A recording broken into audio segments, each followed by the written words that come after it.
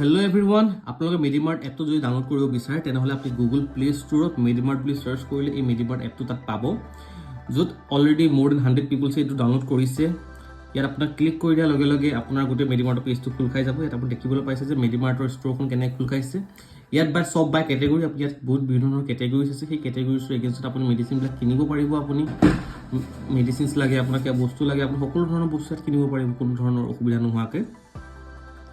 লগতে আপোনালোকে ইয়াত আপোনাৰ যদি মেডিকেল এডভাইচ আপোনাক লাগে, ডক্টৰৰ লগত কনচাল্ট কৰিব বিচাৰিছে, তেনেহ'লে ইয়াত আপুনি consult with a doctor click কৰাৰ লগে লগে আপুনি ডক্টৰ কনচাল্টেশ্যন বুক কৰিব পাৰিব। লগতে ইয়াত আপুনি যিখিনি নিয়াৰ বাই ফাৰ্মাচী আছে আপোনালোকৰ সেই ফাৰ্মাচীবিলাক চাৰ্চ কৰিব পাৰিব। চাৰ্চ কৰি পেলাই ইয়াত আপোনাৰ যিখিনি ফাৰ্মাচী আমাৰ এভেইলেবল আছে সেই ফাৰ্মাচীখিনি শ্ব' কৰিব।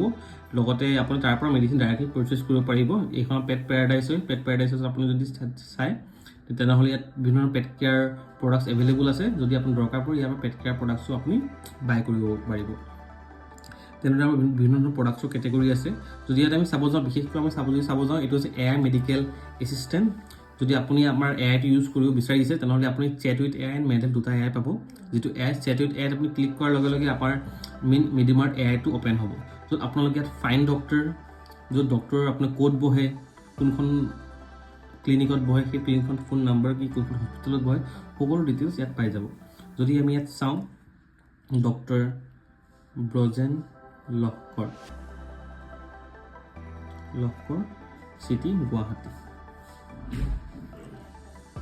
আমি ইয়াত চাৰ্চ কৰি দিব পাৰোঁ। চাৰ্চ কৰাৰ পিছত এনেদৰে আপুনি চাব পাৰে, আমি ডক্টৰ ব্ৰজেন লহকৰ চাৰ্চ কৰাৰ পিছত Brajendra Lahkar internal medicine health চিটিত আছে। ইয়াতে আপুনি এপইণ্টমেণ্ট বুক কৰিব পাৰিব। বুক কৰাৰ লগে লগে ইয়াত কল কৰিব পাৰিব, মেছেজ কৰিব পাৰিব। লগতে আপোনাৰ ইয়াত ডাইৰেকশ্যন লাগে, ডাইৰেকশ্যন আপুনি গুগল মেপৰ জৰিয়তে আপুনি ডাইৰেক্ট সেই জেগাটোৰ লোকেশ্যনো আপুনি তাতে আপুনি পাই যাব ব্ৰজেন লহকৰ ছাৰৰ। তেনেদৰে আপুনি আমাৰ এই এপটো ইউজ কৰিব পাৰিব। ভেৰিফিকেশ্যন গোটেইখিনি ইয়াত কৰিব, ভেৰিফিকেশ্যন চ'ৰ্চ গোটেইখিনি ইয়াত পাই যাব আপুনি। এইটো হৈছে আমাৰ ডক্টৰ এপইণ্টমেণ্ট বুকিঙৰ প্ৰক্ৰিয়া। তেনেদৰে আপুনি ডক্টৰ এপইণ্টমেণ্ট বুক কৰিব পাৰিব। এতিয়া আমি আহোঁ আমাৰ অসমৰ প্ৰথমটো AI ইঞ্জিন কাৰণেলৈ আমি আহোঁ।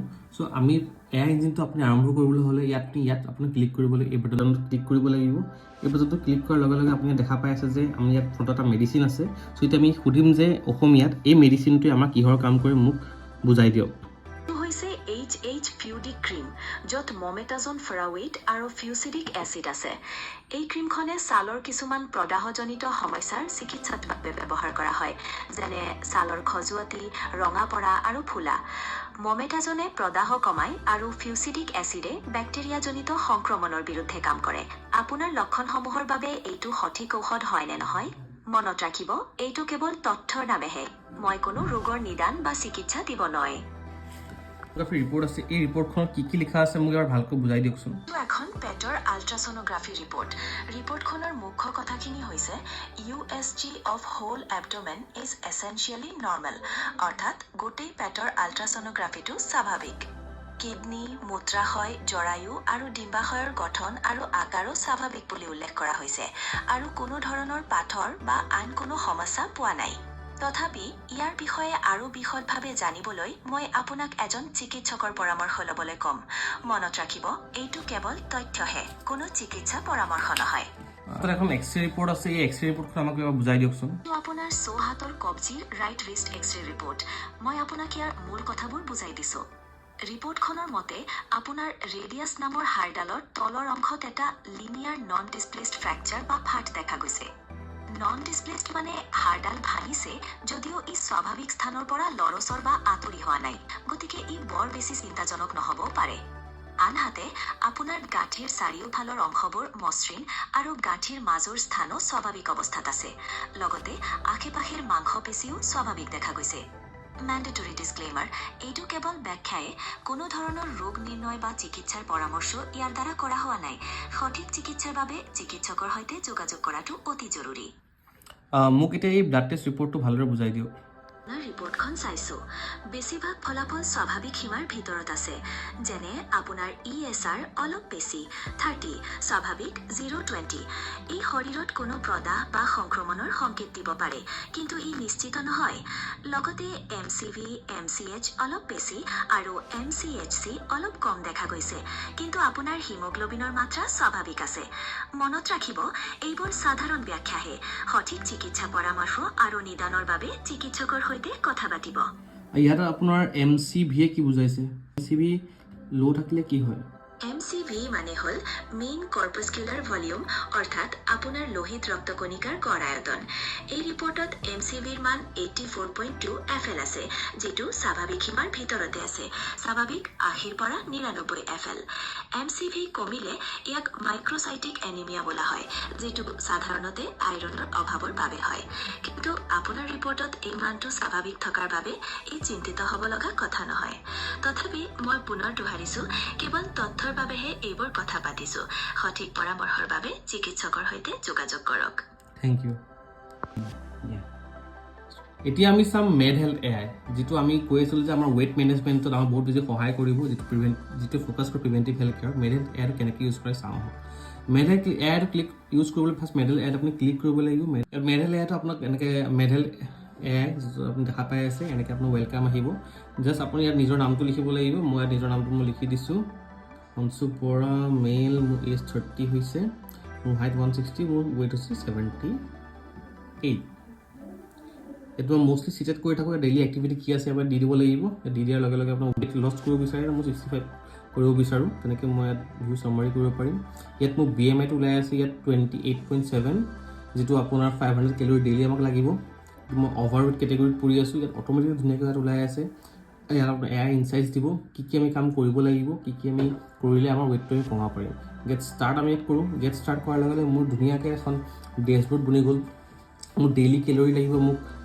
1500 গ্ৰাম 1500 কেলৰি মই ল'ব লাগিব মোৰ BMI বহুত বেছি বাঢ়ি আছে 78 কিলো মোৰ যেটো গোল হৈছে 65 ইয়াত মই নিজৰ গোটেই প্লেনিংটো বনাব পাৰিম ফাৰ্ষ্ট আমি ইয়াত আহিম লগছ মিলটোত আপুনি কি কৰিব সাপোজ মই কিবা বস্তু খাই আছোঁ সেই খাই থকা বস্তুটো ইয়াত স্নেপ ল'ব পাৰিব ইয়াত স্নেপ ল'বলৈ হ'লে জাষ্ট খালি আপুনি ক্লিক কৰিব লাগিব আপুনি যিখিনি বস্তু খাইছিলে সেই বস্তুখিনি জাষ্ট এটা ফটো আপলোড কৰি দিয়ক ইয়াত লগালগে ডিকোডিং কৰি পেলাই ইয়াত আপোনাৰ সেই বস্তুটোত কিমান কেলৰি আছে আপুনি ধুনীয়াকৈ কাউণ্ট কৰি পেলাই দেখাই দিব এতিয়া আমি চাব পাম যে আমি কোনটো বস্তু কিমান কেলৰি আমি ৰেগুলাৰলি আমি ইনটেক কৰি আছোঁ ৰাতিপুৱাৰ পৰা ৰাতিলৈকে যিখিনি বস্তু খাই আছোঁ জাষ্ট মোবাইলৰ পৰা কেপচাৰ কৰি যাওক সেইখিনি ইয়াত ট্ৰেক দি গ'লে হ'লে আপুনি দেখা পাই আছে যে এই বস্তুটো আমাৰ যেটো আমি এই বস্তুটো আমি খাইছিলোঁ যিটো বস্তু আমি দিলোঁ ইয়াত 135 কেলৰি আছে এই গোটেইখিনি মছলা মোৰ চেপ ইয়াত ধুনীয়াকৈ আপুনি চাব পাৰে ইয়াত প্ৰটিন আছে কিমান ফেটছ আছে কিমান কাৰ্বছ আছে ধুনীয়াকৈ চাব পাৰে আপুনি চাই পেলাই আপুনি গোটেই ভিউ লগছত আপোনাৰ গোটেইখিনি কি খাইছিলে দিনটোত এনেকৈ আপোনাৰ ওলাই গৈ থাকিব আপুনি আৰু ইয়াত আপোনাৰ AI ডায়েট প্লেন বনাব পাৰিব I want to lose 5 kg in a 1 month মই যদি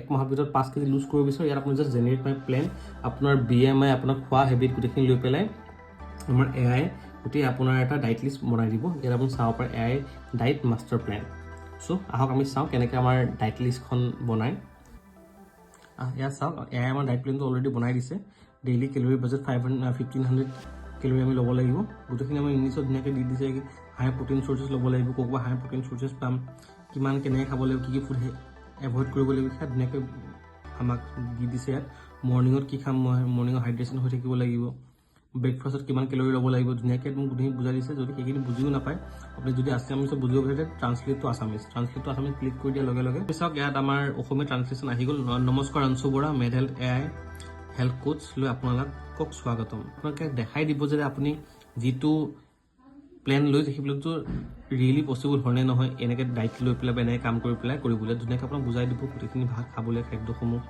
ধুনীয়াকৈ আপোনাক দেখাই দিব ইয়াত আপুনি গোটেইখিনি ফ'ল' কৰিব পাৰে চাব পাৰে এইটো হৈছে আমাৰ ডায়েট প্লেন বনাব পাৰিব লগতে আমাৰ ইয়াত আছে দেন AI ৱৰ্কআউট আমাৰ ৱৰ্কআউট প্লেন কৰিব পাৰিব ইয়াৰ লগতে ৱৰ্কআউট আপোনাৰ ইয়াত দুটা টাইপৰ ৱৰ্কআউট আছে এটা জিম ফ'কাছ প্লেন এটা য়োগা ফ'কাছ প্লেন জেনেৰেট মাই প্লেন যদি আপুনি জিম কৰি ভাল পায় যেন ইয়াত জেনেৰেট কৰি দিয়াৰ লগে লগে আপুনি এভৰি ডে মানডে কি কৰিব টিউজডে কি কৰিব ৱেডনেছডে কি কৰিব থাৰ্ছডে কি কৰিব গোটেইখিনি প্লেন আপুনি জিমৰ কি কৰিব গোটেইখিনি বস্তু ইয়াত শ্ব' কৰি থাকিব ইয়াত আহিছে আপোনাৰ ফুল মানডে কি কৰিব মানডে ট্ৰেডমিল স্কোৱাড জাষ্ট আপুনি এইখিনিও যদি ফ'ল' কৰে ইয়াত আপুনি কেনে টিপছত পাই যাব যাতে কেনেদৰে আপুনি সেই কামখিনি কৰিব লাগিব গোটেইখিনি ইয়াত আপুনি পাই যাব ফ্ৰাইডে কি কৰিব গোটেইখিনি পাৰিব ছানডে'টো ৰেষ্ট কৰিব গোটেইখিনি বস্তু জাষ্ট এইটো বস্তু ফ'ল' কৰি পেলাই আপুনি নিজৰ গোটেইখিনি কাম কৰিব পাৰে আপোনাৰ হেল্থটো হেল্ডি ৰাখিবৰ কাৰণে লগতে আমাৰ ইয়াত যদি ইণ্টাৰমিডিয়েট ফাষ্টিং আপুনি কৰিব বিচাৰে ইণ্টাৰমিডিয়েট ফাষ্টিং আমাৰ 3 প্ৰকাৰৰ আছে 16:8 য'ত আপোনাৰ 16 ঘণ্টা আপুনি ফাষ্ট কৰিব পাৰিব 8 ঘণ্টা খাব পাৰিব 14:10 য'ত 14 ঘণ্টা আপুনি ফাষ্ট কৰিব পাৰিব 10 ঘণ্টাৰ ভিতৰত খাব পাৰিব য'ত